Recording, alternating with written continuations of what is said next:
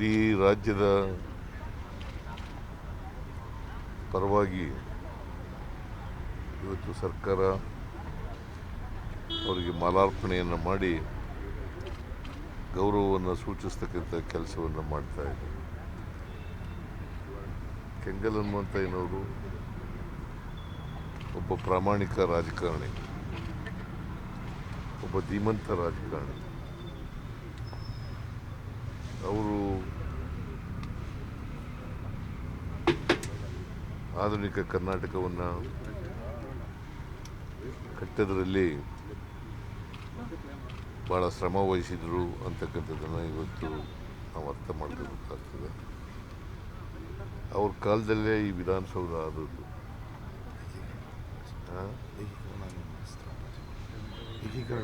ಹೌದೌದು. ಅದು ಆಮೇಲೆ ಈ ಬಹುಶಃ ಪಾರ್ಲಿಮೆಂಟು ಬಿಟ್ಟರೆ ಕರ್ನಾಟಕದ ರಾಜ್ಯಗಳಲ್ಲಿ ಇರ್ತಕ್ಕಂಥ ವಿಧಾನಸೌಧ ಇದೆಯಲ್ಲ, ಇದೇ ಭಾಳ ಸುಂದರವಾಗಿರ್ತಕ್ಕಂಥ ವಿಧಾನಸೌಧ. ಇದನ್ನು ಕೆಂಗಲ್ ಹನುಮಂತಯ್ಯನವರು ಅವರ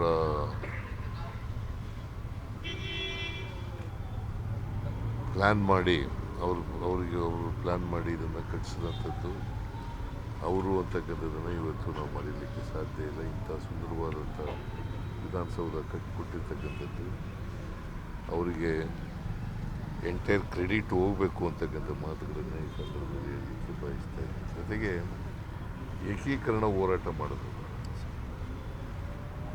ಇವತ್ತು ಕರ್ನಾಟಕ ಏಕೀಕರಣ ಆಗಿದ್ದರೆ, ದೇಶದಲ್ಲಿ ಏಕೀಕರಣ ಆಗಿದ್ದರೆ,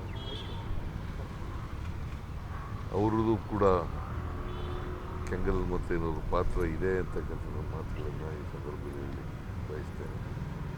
ಕೇಂದ್ರದಲ್ಲೂ ಕೂಡ ರೈಲ್ವೆ ಮಂತ್ರಿ ಆಗಿದ್ದರು.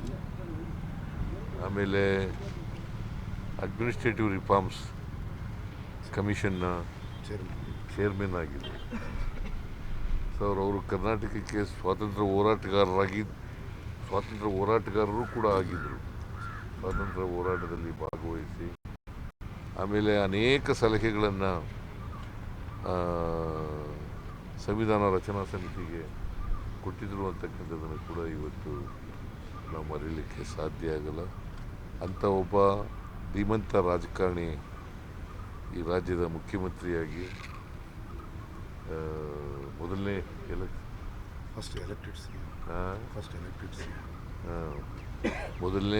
Elected C M, elected chief minister ಆಗಿದ್ದರು. ಆದರೆ ವಿಧಾನಸೌಧ ಒಂದು ಏನಪ್ಪ ನೋವಿನ ಸಂಗತಿ ಅಂತಂದರೆ, ಅವರು ಉದ್ಘಾಟನೆ ಚೀಫ್ ಮಿನಿಸ್ಟ್ರಾಗಿ ಉದ್ಘಾಟನೆ ಮಾಡಲಿಲ್ಲ. ಚೀಫ್ ಮಿನಿಸ್ಟ್ರಾಗಿ ಉದ್ಘಾಟನೆದು ಭಾಳ ನೋವಿನ ಸಂಗತಿ. ಯಾಕೆಂದರೆ ಈ ವಿಧಾನಸೌಧಕ್ಕೆ, ಇದು ಕಟ್ಟಡಕ್ಕೆ ಭಾಳ ಮುತುವರ್ಜಿ ತಗೊಂಡು ಸ್ವತಃ ಅವರೇ ಎಲ್ಲ ಮುತುವರ್ಜಿಯನ್ನು ವಹಿಸಿ ಕಟ್ಟಿಸಿದ್ರು.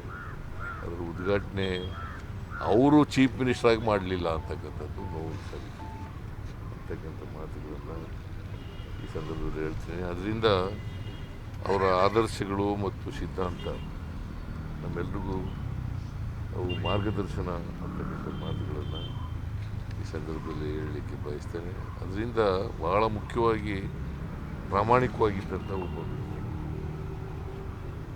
ಸ್ವಾತಂತ್ರ್ಯ ಹೋರಾಟದಲ್ಲಿ ಭಾಗಿಯಾಗಿ, ಮುಖ್ಯಮಂತ್ರಿಯಾಗಿ, ಕೇಂದ್ರದ ಮಂತ್ರಿಯಾಗಿ ಅವರು ಭಾಳ ಪ್ರಾಮಾಣಿಕವಾಗಿ ಇಡೀ ಜೀವನದಲ್ಲಿ ನಡ್ಕೊಂಡಿದ್ರು ಅಂತಕ್ಕಂಥದ್ದನ್ನು ಇವತ್ತು ನಾವು ಮರೀಲಿಕ್ಕೆ ಸಾಧ್ಯ. ಸೊ ಅಂಥ ಒಬ್ಬ ವ್ಯಕ್ತಿಯ ಜನ್ಮದಿನವನ್ನು ಸರ್ಕಾರ ಆಚರಣೆ ಮಾಡ್ತಾ ಇದೆ.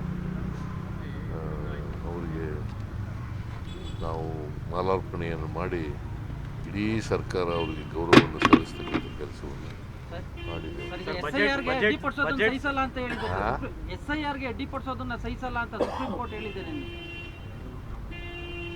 ಈಗ ನಾನು ಅದ್ರ ಬಗ್ಗೆ SIR ಬಗ್ಗೆ ಮಾತಾಡಲ್ಲ. ಸುಪ್ರೀಂ ಕೋರ್ಟ್ನವರು ಗೊತ್ತಿಲ್ಲ ಯಾವ ಸಂದರ್ಭದಲ್ಲಿ ಹೇಳಿದ್ದಾರೆ, ಗೊತ್ತಿಲ್ಲ. ನಾನು ನೋಡ್ಬಿಟ್ಟು ಹೇಳ್ತೀನಿ ಅದು. ಸರ್, ಈಗ ಬಜೆಟ್ ಸಿದ್ಧತೆ ಹೇಗೆ ನಡೀತಾ ಇದೆ ಸರ್? ಮತ್ತು ಡಿ ಕೆ ಶಿವಕುಮಾರ್ ಏನು ಪರ್ಮಿಷನ್ ತಗೊಂಡಿದ್ದಾರೆ ಸರ್ ಇವತ್ತು ಗೈರಾಗೋದಕ್ಕೆ? ಹೌದು, ಲೆಟರ್ ಬರೆದಿದ್ದಾರೆ. ಲೆಟರ್ ಬರೆದು ನನಗೆ ಅಸ್ಸಾಂನ ಮೀಟಿಂಗ್ ಇದೆ, ಅಸ್ಸಾಂ ಚುನಾವಣಾ ಮೀಟಿಂಗ್ ಇದೆ, ಅಲ್ಲಿಗೆ ಹೋಗ್ಬೇಕಾಗಿದೆ ಡೆಲ್ಲಿಗೆ. ಅದಕ್ಕೋಸ್ಕರವಾಗಿ ನಾನು ಬರಲಿಕ್ಕಾಗಲ್ಲ. ಅವರ ಉಪಸ್ಥಿತಿಯಲ್ಲಿ ಮೀಟಿಂಗ್ ಆಗುತ್ತಲ್ಲ ಅದಕ್ಕೆ. ಪವರ್ ಶೇರಿಂಗ್ ವಿಚಾರದಲ್ಲಿ ನಾನು ಮತ್ತೆ ಸಿದ್ದರಾಮಯ್ಯ ಕದ್ದು ಮುಚ್ಚಿ ಮಾತಾಡಿಲ್ಲ, ಹೈಕಮಾಂಡ್ ಸಮ್ಮುಖದಲ್ಲೇ ಚರ್ಚೆ ಮಾಡಿರೋದು. ಇವತ್ತು ಹೈಕಮಾಂಡ್ ನಾಯಕರನ್ನು ಭೇಟಿ ಮಾಡ್ತೀನಿ ಅಂತ ಹೇಳಿದ್ದಾರೆ. ನಾನು ಅದ್ರ ಬಗ್ಗೆ ಮಾತಾಡಲ್ಲ. ಹೈಕಮಾಂಡ್ ಅವ್ರು ಏನು ಹೇಳ್ತಾರೆ ಅದ್ರಿಗೆ ಅದನ್ನೇ ಅಂತಿಮ. ನೀವು ಸುಮ್ಮನೆ ಏನೇನೋ ಪ್ರಶ್ನೆ ಕೇಳಿದ್ರೆ ಹೇಳಿದ್ವಿ ಸರ್. ಅವ್ರು ಹೇಳಿದ್ರೆ ಅವ್ರನ್ನೇ ಕೇಳಿ, ನಂಗೆ ಗೊತ್ತಿಲ್ಲ.